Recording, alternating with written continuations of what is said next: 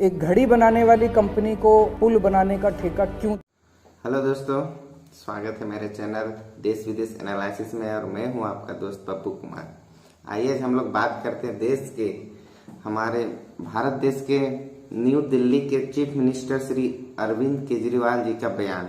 उन्होंने कुछ मोरबी पुल हादसा में जो घटनाएं हुई उसके ऊपर एक बहुत ही बड़ी बात कह दी है। श्री अरविंद केजरीवाल जी ने सीधा सीधा दांव पेच चला है।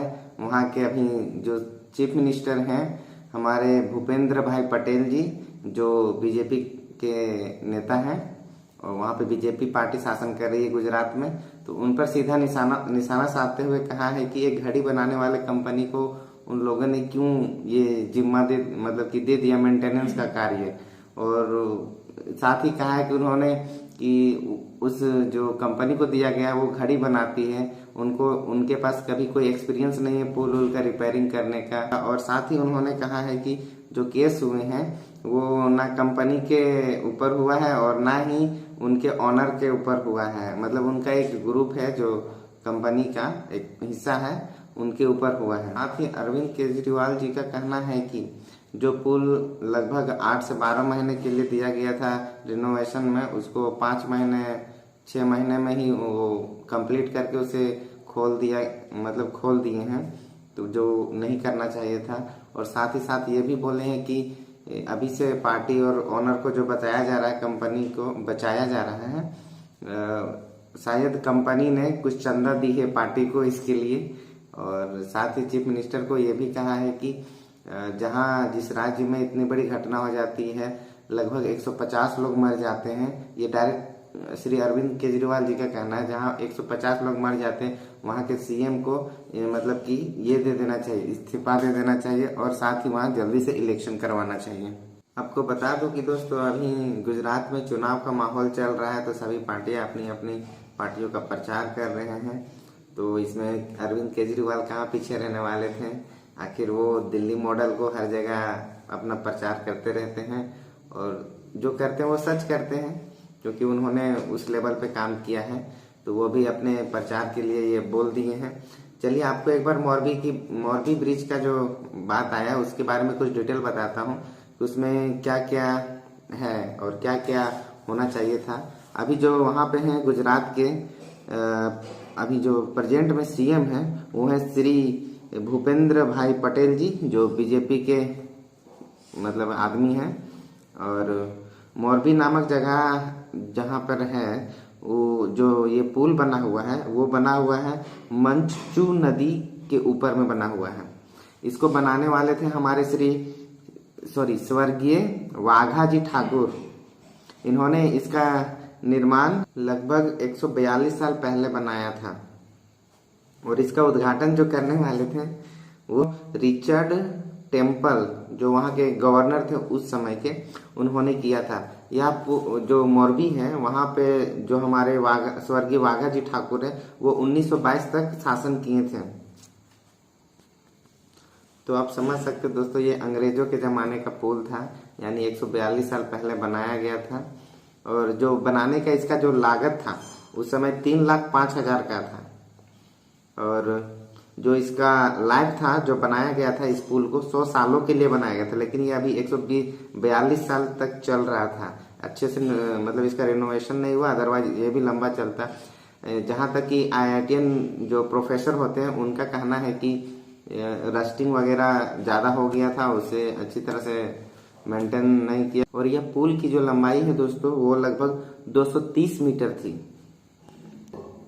यह पुल 6 महीनों से लगभग बंद थी दोस्तों, और इसका रीओपनिंग जो किया गया 25 अक्टूबर 2022 को कर दिया गया था, जिस दिन गुजरात का न्यू डे सेलिब्रेशन होता है, यानी कि 26 अक्टूबर, इसी दिन स्थापना हुई थी, मतलब कि गुजरात अलग हुआ था 26 अक्टूबर को। तो उसी दिन इसको ओपनिंग किया गया। घूमने फिरने के लिए पता कुछ कहीं और कुछ जगहों पे ये मिला है कि वहाँ पे टोल भी लिया जाता था उस पुल में जाने के लिए। चलिए आइए एक बार देखते दोस्तों इसका मेंटेनेंस जो कॉस्ट था वो कितना पड़ा था। इसका मेंटेनेंस कॉस्ट था वो लगभग 2 करोड़ पड़ा था, यानी कि पुल जब बना था वो 3,05,000 का बना था। अभी जो मेंटेनेंस कॉस्ट पड़ा उसका 2 करोड़ पड़ा। यह पुल दोस्तों आती है म्युनिसिपल पार्टी के अंडर में, और म्युनिसिपल पार्टी ने इसे दिया हुआ था ओरेवा ग्रुप, जो कि ब्रांच है Ajanta manufacturing private limited. Ajanta का आप लोग दोस्तों घड़ी भी देखे होंगे, इसका ई बाइक भी आता है, तो वही कंपनी का एक मतलब कि ब्रांच है जिसको दिया गया था मेंटेनेंस के लिए। और जो म्युनिसिपालिटी है उनका कहना है कि हम और आगे 15 सालों तक के लिए उन्हीं को दिए हुए थे इसका जो भी रेनोवेशन का काम है देखभाल करने का। आगे का 15 साल यानी कि 2037 तक का ओरेवा ग्रुप को ही दिया गया था मेंटेनेंस का कार्य। चलिए दोस्तों, आप जानते हैं कि इसका रीजन क्या था जो पुल धंस गया, जो हमारा झूलता हुआ पुल था। उसका रीजन था कि उसका जो कैपेसिटी था दोस्तों वो 100 आदमी का कैपेसिटी था लोड झेलने का, लेकिन वहां पे अचानक भीड़ बढ़ने लगी। 500 से 700 लोग चढ़ गए और साथ ही साथ उसको झुलाने भी लगे, तो उसके कारण ये गिर गया था। अब जानते हैं कि इस घटना में कितने लोगों की मौत हुई। अलग अलग खबरों में अलग अलग पैरामीटर दिए हुए हैं। कुछ खबरों में 132 से लेके 141 दिए हुए हैं, और फिलहाल हमारे अरविंद केजरीवाल जी जो न्यू दिल्ली के चीफ मिनिस्टर है उनका कहना है 150 लोग मारे गए हैं। वहां पे जो घटना हुई दोस्तों, वहां पे बचाने के लिए तुरंत ही एनडीआरएफ की टीम और वायुसेना की टीम पहुंच गई थी। तुरंत यानी कि नहीं, ऐसे नहीं होता कि जब एक्सीडेंट हुआ और आ गया, टाइम लगता है। और तब तक वहां पे जो डूबे हुए नौजवान थे और जो लोकल आदमी थे जो तैरने जानते थे, अपने अपने जुगाड़ के अनुसार उन लोग भी कोशिश किए।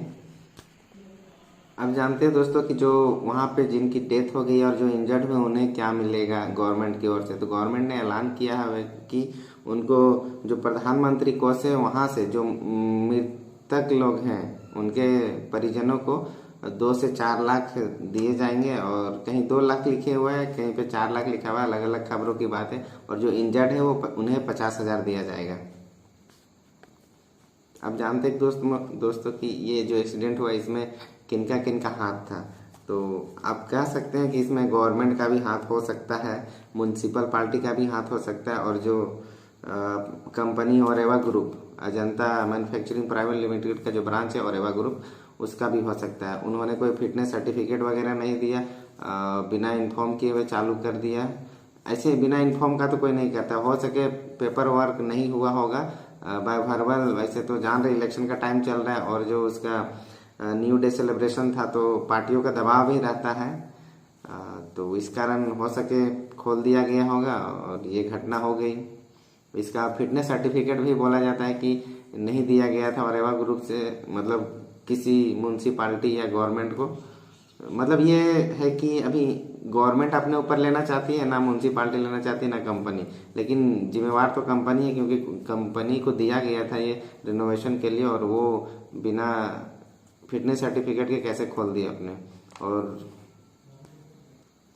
जो ओरेवा ग्रुप को विलेन बनाया गया है फाइनली, तो इसमें है कि ओरेवा ग्रुप को भी सोचना चाहिए, वहाँ पे एक एटलीस्ट गार्ड वार्ड रखें, उसका लिमिट देखें कि कितना लोग गए हुए नहीं गए हुए हैं, उसके अनुसार भेजा जाए।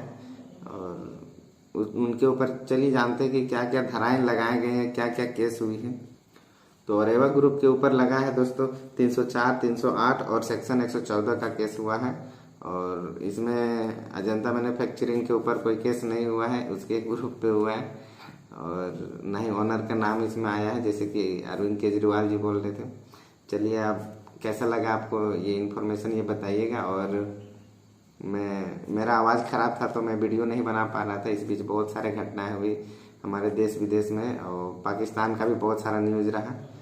तो ऐसे ही हम लाते रहेंगे, कोशिश करेंगे दोस्तों। और थोड़ा मेरा कुछ प्रॉब्लम चल रहा था, इसीलिए नहीं वीडियो आ रहा था, तो उसके लिए क्षमा चाहेंगे।